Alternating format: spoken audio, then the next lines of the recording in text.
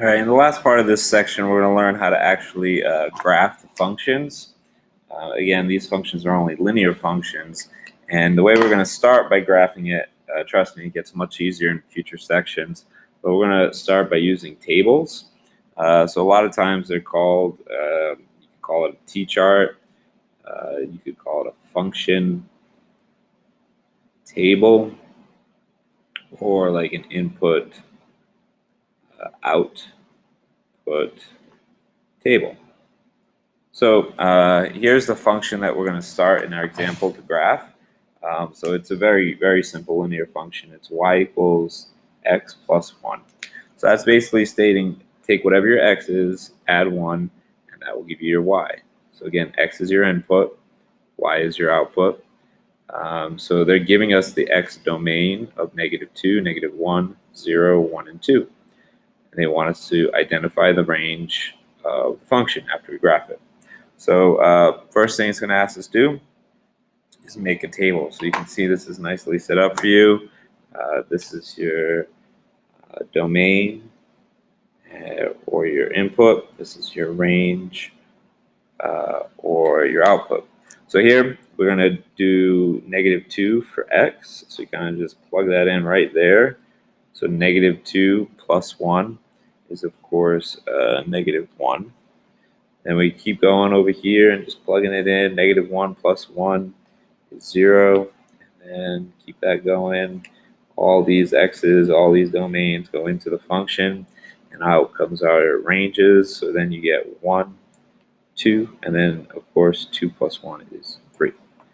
Okay, so sometimes on the side, once I have this, you might want to actually make the list of ordered pairs. Here they put it right here. So you take the -2, goes an output of -1. -1 gives an output of 0. This is 0, 1. This is 1, 2. And then this is 2, 3. All right. So now the actual graphing happens.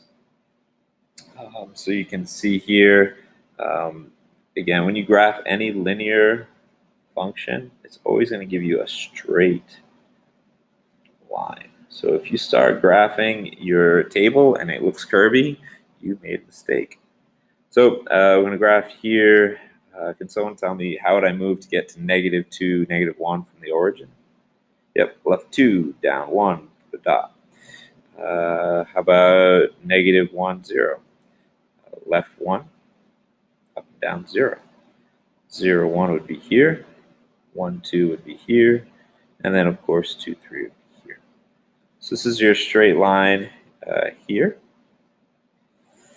Now this gets a little confusing when you identify the range, because really the range, as we've said many times, is your output, your y values. And this line, this function goes on forever and ever and ever.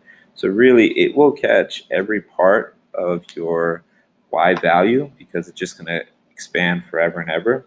So the real range, I would say, is all reals.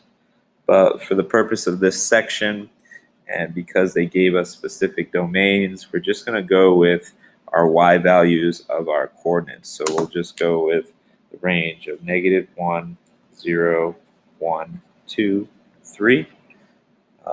So we'll write it both ways. So we got -1, 0, 1, 2, 3. That could be your range if you identify it that way. You could say all reals. And if you're really just taking a snapshot of just this part of the line that you graphed, you could also say your y values are covered here. Okay, so just this section of the y axis. So you could write that as y is, it looks like, greater than or equal to -1. And it's also, but now it's less than or equal to, oops, sorry, this is where it ended right here, not there. So right here to here would be +3.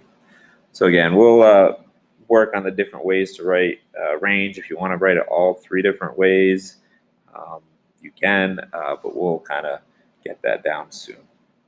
that being said, if you could try checkpoint number 4, why don't you do this with a partner? It does start with you're multiplying by -1/2. Okay, so everyone's going to write their x and their y tables. Maybe I'll just start this first one with you. So let's say I put in my domain of -4, and then my range will be -1/2 times -4, and then +3. Can anyone tell me what -1/2 times -4 is? Yeah, it's +2 plus 3 is 5. All right, and don't forget to identify the range when you do this checkpoint. Great, hopefully you got something that looks like this.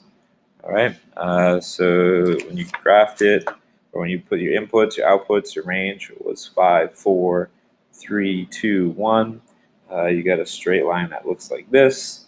You could identify the range like this, 5, 4, 3, 2, 1. You could definitely say all reals. And if you wanted to just capture this part of the y axis that this part of the function is graphed, you would say y is, maybe you'd write it this way, greater than or equal to 1, and then less than or equal to 5. So hopefully that helps, and we'll start doing some classwork in Math Message.